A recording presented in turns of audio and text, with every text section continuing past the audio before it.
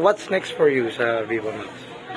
Okay, we're gonna be shoot the Scorpio Nights this week. Oo nga pala, ikaw yung pumalit, no? Yung latest na ginawa ko po is yung Island of Desire.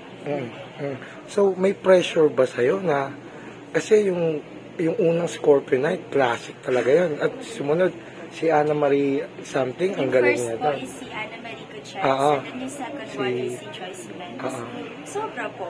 Laking pressure ang nafe-feel ko nung simula pa lang nung unang day na sinabi po siya sa akin. Sobrang natuwa po ako at the same time, pero andun na po yung kaba na feel ko.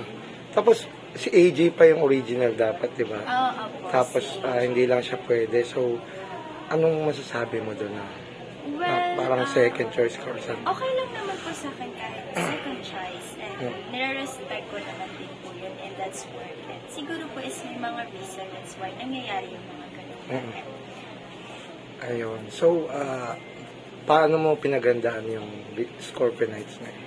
Ngayon kasi more on physical ang Scorpio Nights when I read the script and then prepare ko na yung self ko, of course, physically, and then binabasa ko yung script everyday and tinitingnan ko yung self ko sa salamin.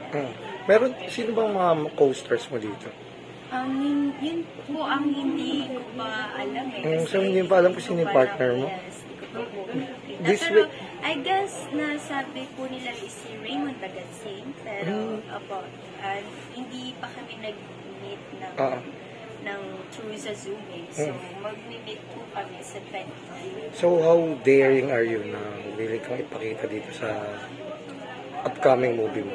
Ako naman po is, simula before is pinakita ko na pag-aatas all throughout. And for this Scorpio Nights kasi, para for me kasi special to film na to for me. And I can do lahat. Talaga All the way. Kahit frontal? Frontal, I guess, siguro madalian lang. Yeah, kung kailangan dun mismo sa film. Go pa. Okay, salamat,